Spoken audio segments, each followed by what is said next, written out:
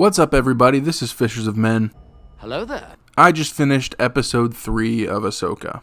Now, as of the time that I'm recording this, I still have not finished my episode 1 and episode 2 video. Basically, I tried to combine both episodes into the same video and talk through kind of what happens. And in the end, editing it and clipping everything up is taking longer than I expected. To make a long story short, I did not like them. I thought that they were overlong and kind of boring, with maybe a few good pieces sprinkled in, and a lot of references that I think point to something to do with Knights of the Old Republic, which makes me kind of worried about where the show's going to go. But while I continue to work on that video, I wanted to put this one together. And instead of talking about all the events that happen in episode 3, I'm just going to go through some of the things that I liked and some of the things that I didn't like. And just as a heads up, the things I liked list is pretty short. So let me start off with this. This episode is listed on Disney Plus as about 40 minutes long. However, the credits start after 30 minutes. So really, it's a 30-minute episode. And while it's not filler, there really isn't very much stuff that happens. It very much seems like only a piece of an episode.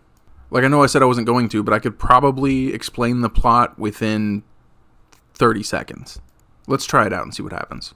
At the beginning of the episode, Ahsoka is training Sabine. She's trying to teach her to feel the Force even though she doesn't really have an aptitude for it. She has Sabine put on a mask kind of like the one that Luke Skywalker wore in episode 4, you know, back when Star Wars was good.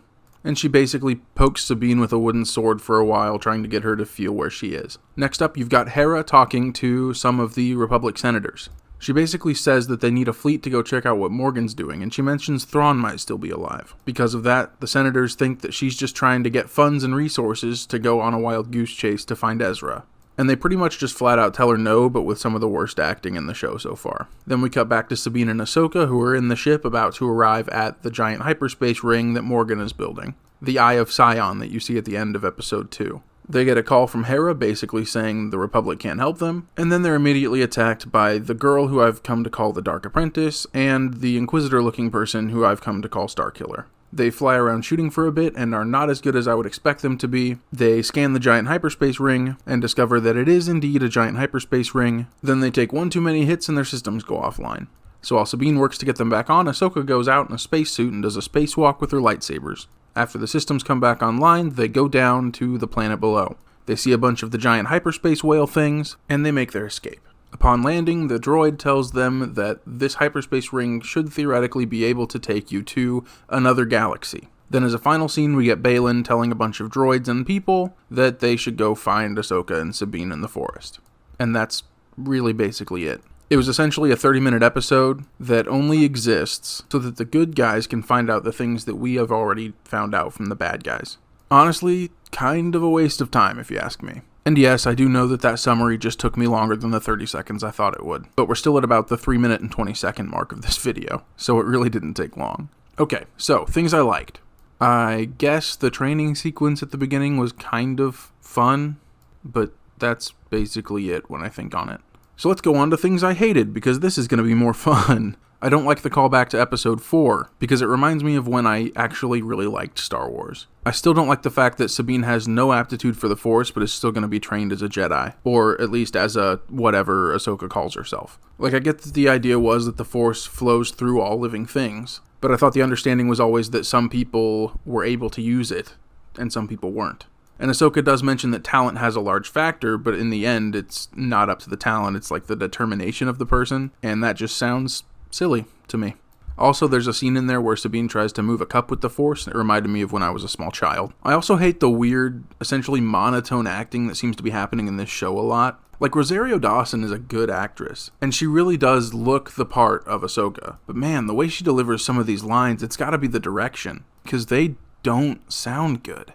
I hate that this episode essentially exists just to repeat things we already know. In the scene with Hera talking to the senators, they mentioned that we have former Imperials working throughout every level of the New Republic government, which was already mentioned to her and to us by the guy in the shipyard on Corellia. You will still find ex-Imperials at every level of the New Republic government.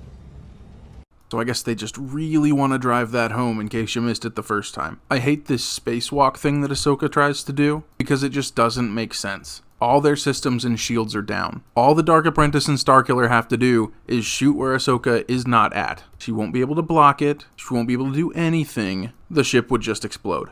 But obviously, that doesn't happen. And honestly, I wouldn't be surprised if this whole episode existed just so we have this little bit. These shots of Ahsoka jumping around on the outside of her ship. It sounds to me like something someone would be like, wouldn't it be cool if we had this in the show? And they were like, yeah, let's do it, but they didn't have a story around it. And so they just wrote an episode to try and fit it in. And I guess finally, I hate the idea of them hyperspace traveling to another galaxy. It doesn't make sense that they know that Thrawn is there, especially when the map is so ancient. It also changes everything that we previously knew about the Star Wars galaxy.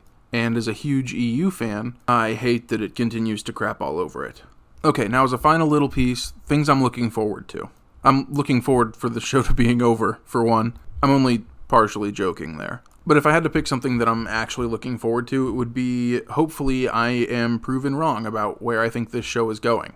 There's nothing that's convinced me yet that this show will not try to incorporate some elements of Knights of the Old Republic in some way. There's too many little hints, too many little mentions, the way the star map looks, the Eye of Sion, the HK droids, the ancient temples and star maps, the idea that they could use the Star Forge to somehow explain the First Order's fleet or Palpatine's Exegol fleet. All of that just makes too much sense for me. And so like I said, what I'm looking forward to most is that not happening. I do not want them to crap all over one of the best EU stories that's out there. I don't want them to incorporate anything from Knights of the Old Republic. I don't want them to change anything that happened in Knights of the Old Republic. I want it to exist as its own separate story, outside of their silly timeline.